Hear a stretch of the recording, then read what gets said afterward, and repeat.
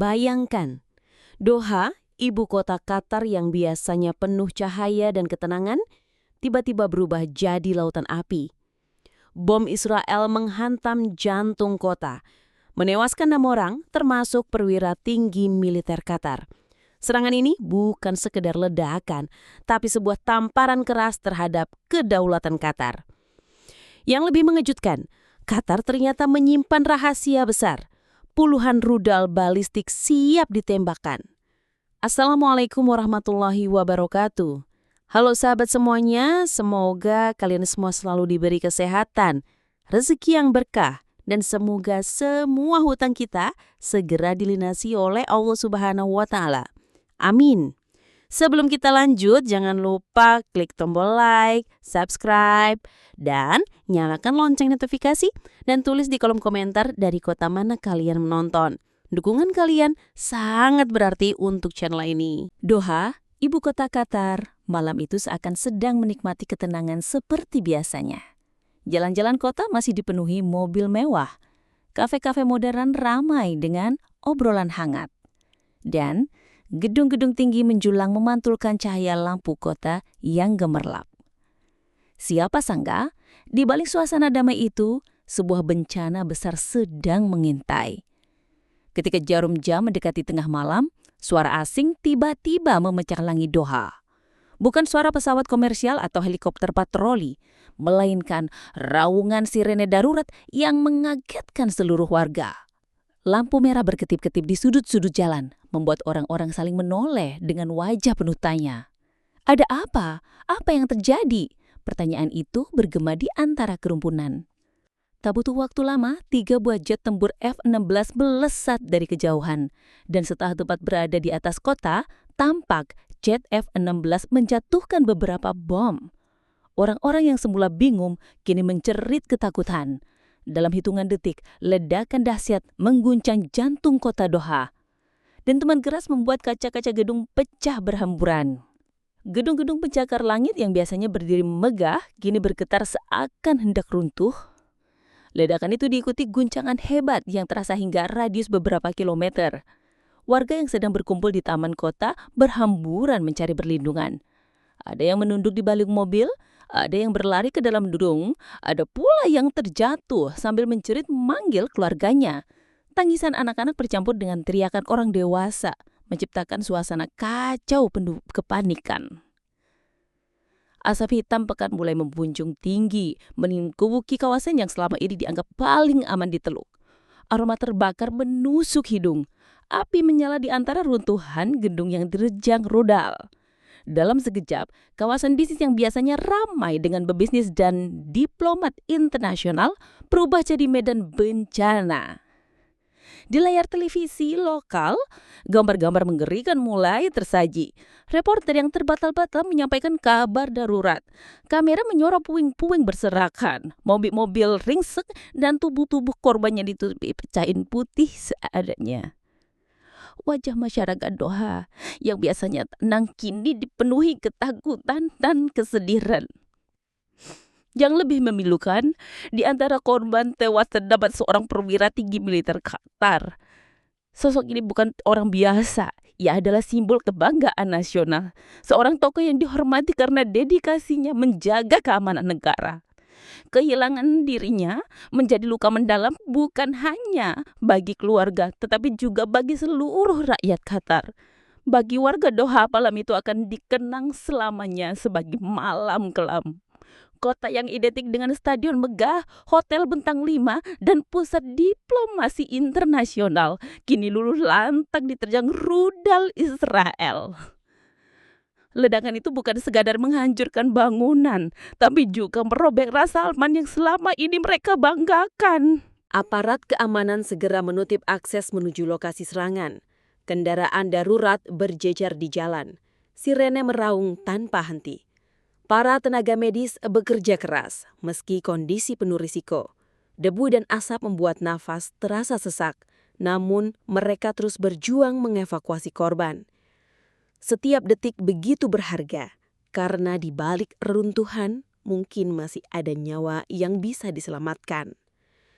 Malam itu, Doha kehilangan wajah damainya. Warga yang masih hidup hanya bisa saling menggenggam tangan, berdoa agar badai kengerian ini segera berakhir.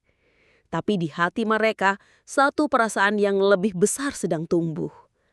Amarah. Amarah yang akan menyalakan api baru bukan hanya di Qatar, tapi juga di seluruh kawasan Teluk. Beberapa jam setelah ledakan mengguncang Doha, dunia langsung digemparkan oleh pernyataan resmi dari pemerintah Israel.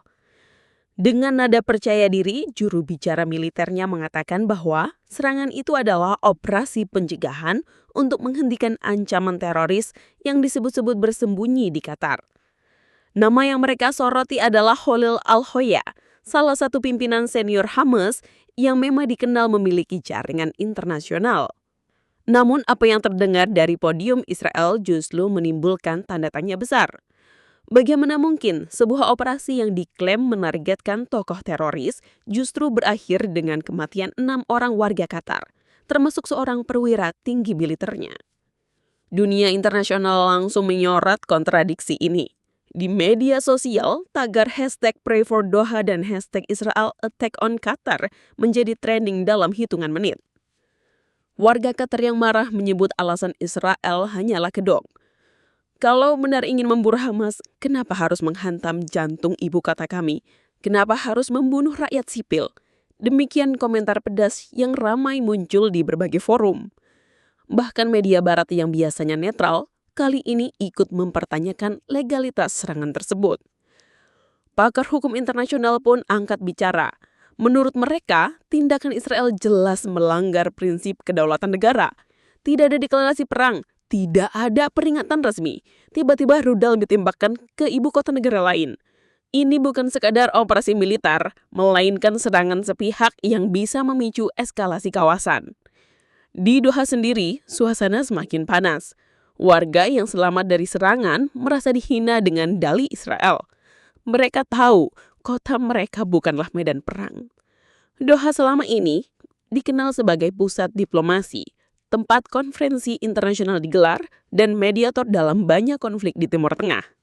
Bagaimana mungkin kota yang selama ini menjadi simbol perdamaian justru dianggap sarang teroris? Di layar televisi, pernyataan Israel diputar berulang-ulang.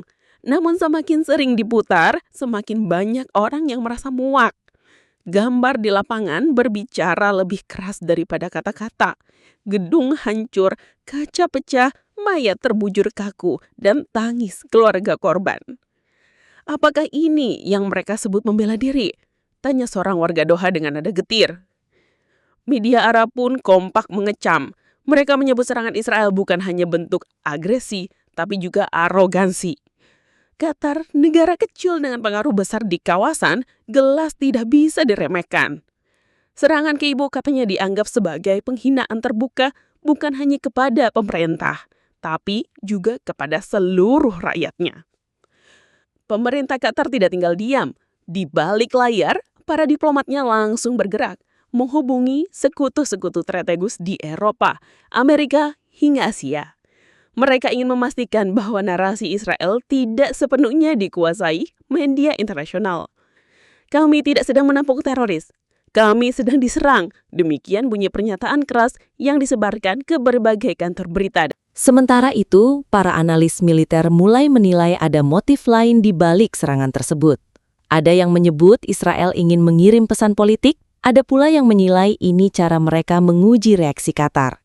Tapi apapun alasannya, dampaknya sudah jelas. Rakyat Qatar marah, dunia tercengang, dan Israel kini berada di bawah sorotan tajam. Bagi masyarakat Doha, alasan Israel hanyalah cerita kosong. Mereka melihat sendiri korban yang jatuh, rumah yang hancur, dan keluarga yang berduka. Tidak ada satupun dalih yang bisa membenarkan penderitaan itu. Malam berdarah di Doha sudah meninggalkan luka yang dalam, dan dalih Israel hanya menambah garam pada luka yang menganga. Malam itu, Qatar belajar satu hal penting. Di balik diplomasi yang indah, dunia tetap keras dan penuh tipu daya.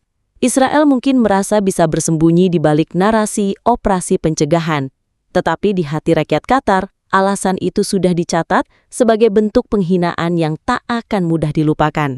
Keesokan harinya, suasana Doha masih diselimuti kepulan asap dan bau hangus yang menusuk hidung. Jalan-jalan utama yang biasanya ramai dengan mobil mewah dan aktivitas bisnis, kini berubah menjadi pemandangan muram. Puing-puing bangunan berserakan, kaca pecah menutupi aspal, dan garis polisi dipasang di mana-mana. Kota yang semula menjadi simbol kemakmuran, kini tampak seperti medan bencana. Namun di tengah reruntuhan dan kesedihan, muncul sebuah gelombang baru, amarah rakyat. Warga Qatar tidak lagi hanya berduka. Mereka mulai bersatu menyuarakan perlawanan. Ribuan orang turun ke jalan membawa bendera nasional yang dikibarkan tinggi-tinggi. Warna merah marun dengan garis putih itu menjadi simbol kebanggaan, dikibarkan dengan penuh semangat, seakan ingin menunjukkan kepada dunia bahwa mereka tidak akan tinggal diam. Tangisan keluarga korban masih terdengar di berbagai sudut kota. Rumah sakit penuh dengan orang-orang yang mencari kerabat mereka. Relawan berdiri di luar ruang gawat darurat, membagikan air dan selimut kepada keluarga korban. Namun di sisi lain, di lapangan-lapangan terbuka dan pusat kota, suara lantang protes mulai menggema. "Kami tidak takut, kami tidak akan tunduk," teriak massa yang memenuhi jalanan. Pemerintah sempat mengimbau agar rakyat tetap tenang. Namun bagaimana mungkin tenang jika darah warga mereka baru saja tertumpah di jantung ibu kota? Kehilangan seorang perwira tinggi militer semakin memperbesar luka. Sosok tersebut dipandang sebagai pahlawan bangsa, dan kepergiannya akibat serangan asing membuat rakyat merasa harga diri mereka diinjak-injak. Media lokal menyiarkan gambar-gambar demonstrasi besar-besaran. Warga dari berbagai kalangan, dari pemuda, pekerja, hingga keluarga dengan anak kecil, turun ke jalan dengan wajah penuh tekad. Poster dan spanduk bertuliskan Qatar Strong dan Israel the Terrorist terbentang di mana-mana. Doha yang biasanya dikenal damai kini bergema dengan seruan balas dendam. Amarah itu bukan tanpa alasan. Rakyat Qatar merasa dikhianati oleh narasi Israel. Bagaimana mungkin negara yang selalu mengklaim membela diri justru menyerang negara lain tanpa deklarasi perang? Mereka melihatnya sebagai penghinaan terang-terangan, sebuah tamparan keras terhadap kedaulatan. Di media sosial, suara rakyat semakin lantang. Tagar Qatar Anger Attack dan We Stand with Qatar mendunia. Dukungan datang dari berbagai negara, namun yang paling penting adalah semangat kolektif di dalam negeri. Untuk pertama kalinya setelah sekian lama, rakyat Qatar bersatu dengan satu suara, menuntut pemerintah bertindak tegas. Pemandangan paling mengharukan terjadi di Masjid Agung Doha. Ribuan jamaah berkumpul untuk melaksanakan sholat jenazah bagi korban yang gugur.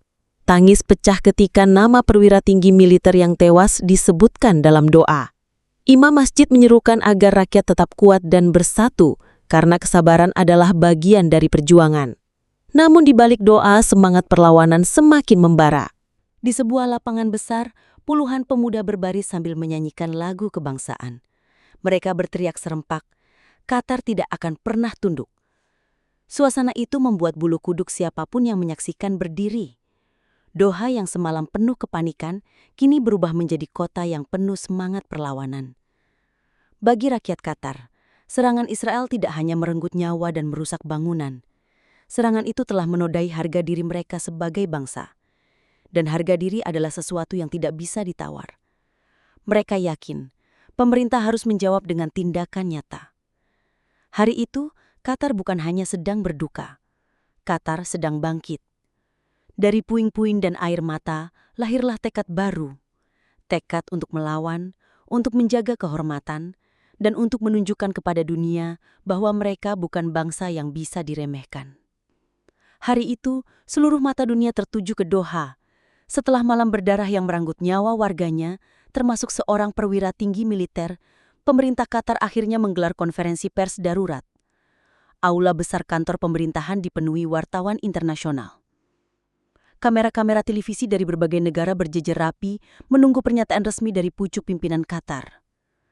Perdana Menteri Qatar muncul dengan wajah tegas namun penuh emosi. Di balik kacamata hitamnya, matanya terlihat berkaca-kaca menahan amarah. Dengan suara berat, ia membuka pidatonya.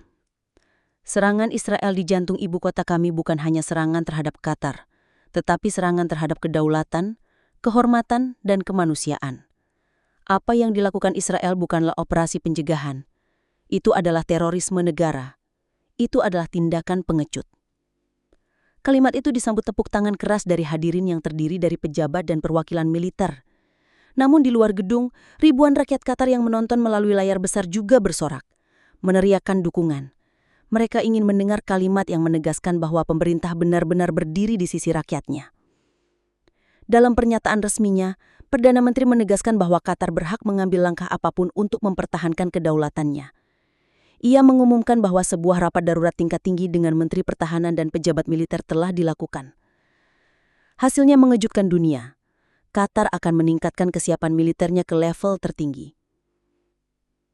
Tidak lama setelah pernyataan itu, kamera televisi menyorot iring-iringan kendaraan militer yang membawa rudal-rudal balistik menuju lokasi rahasia. Rakyat Qatar terperangah, dunia pun tercengang. Selama ini Qatar jarang menonjolkan kekuatan militernya. Namun kali ini, mereka memperlihatkan wajah baru, siap melawan siapapun yang meremehkan kedaulatannya. Yang membuat situasi semakin panas adalah kabar bahwa Iran secara diam-diam menawarkan bantuan. Sumber diplomatik menyebut, beberapa jam setelah serangan, utusan Iran langsung menghubungi pemerintah Qatar. Dalam pesan yang bocor ke media, Iran menyatakan solidaritas penuh terhadap Qatar. Jika Israel berani menyerang Doha, itu sama saja dengan menantang seluruh kawasan. Begitu bunyi potongan pesannya. Iran bahkan dikabarkan siap mengirimkan peralatan militer tambahan, sistem pertahanan udara, hingga instruktur pasukan khusus untuk memperkuat garis pertahanan Qatar. Langkah ini tentu mengejutkan, karena artinya konflik tidak lagi hanya antara Qatar dan Israel, tetapi berpotensi melibatkan kekuatan besar di kawasan. Di sela konferensi pers, seorang jurnalis asing bertanya, apakah Qatar akan menerima bantuan Iran? Perdana Menteri tidak menjawab secara gamblang. Namun, senyumnya yang samar sudah cukup menjadi sinyal. Pintu kerjasama terbuka lebar. Dunia pun langsung berspekulasi. Jika Qatar dan Iran benar-benar bersatu, maka peta kekuatan di Timur Tengah akan berubah drastis. Sementara itu, di luar negeri, para analis politik mulai menimbang skenario terburuk. Jika Israel terus memprovokasi dan Qatar dibantu Iran, maka konflik bisa melebar menjadi perang regional. Amerika Serikat yang memiliki pangkalan militer besar di Qatar tentu tidak bisa tinggal diam. Situasi semakin rumit, seakan-akan sebuah bara besar sedang menunggu untuk meledak kapan saja. Bagi rakyat Qatar sendiri, konferensi pers itu adalah titik balik. Mereka merasa didengar, mereka merasa pemerintah tidak hanya berdiam diri. Keputusan untuk mengerahkan rudal balistik memberi rasa percaya diri baru. Tambahan kabar bahwa Iran siap berdiri di belakang mereka membuat rakyat semakin yakin bahwa Qatar tidak sendirian. Malam itu, dari layar televisi hingga percakapan di warung kopi, satu kalimat terus diulang-ulang. Qatar tidak akan tunduk. Dan kini, dengan bayang-bayang Iran di sisinya, kalimat itu terdengar semakin menakutkan bagi siapapun yang berani menentang mereka. Sejak hari pertama serangan Israel ke Doha, dunia hanya melihat Qatar sebagai negara kecil yang kaya raya, namun lemah dalam kekuatan militer.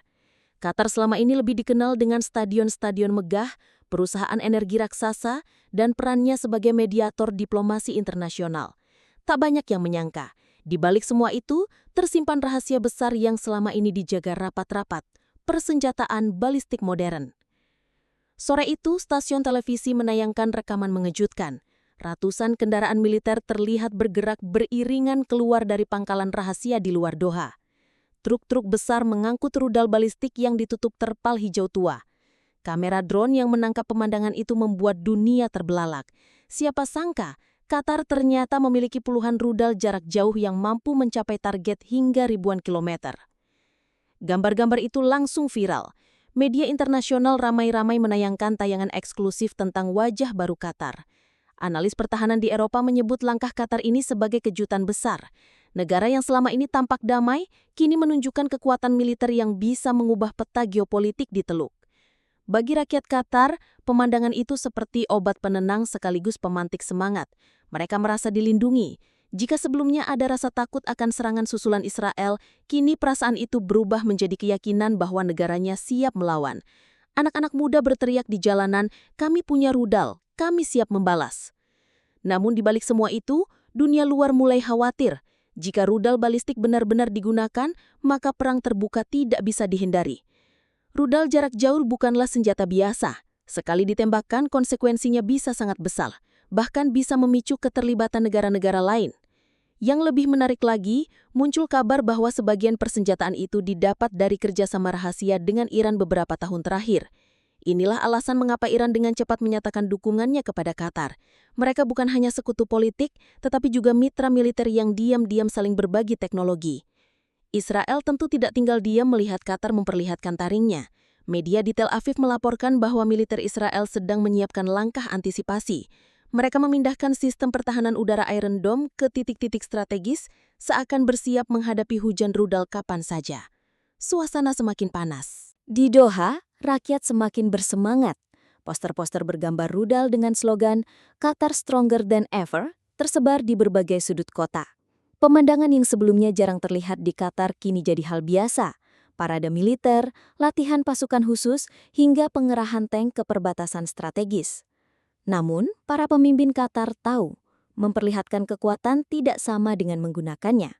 Rudal-rudal balistik itu bisa menjadi senjata pamungkas, tapi juga bisa menjadi alat gertakan paling efektif.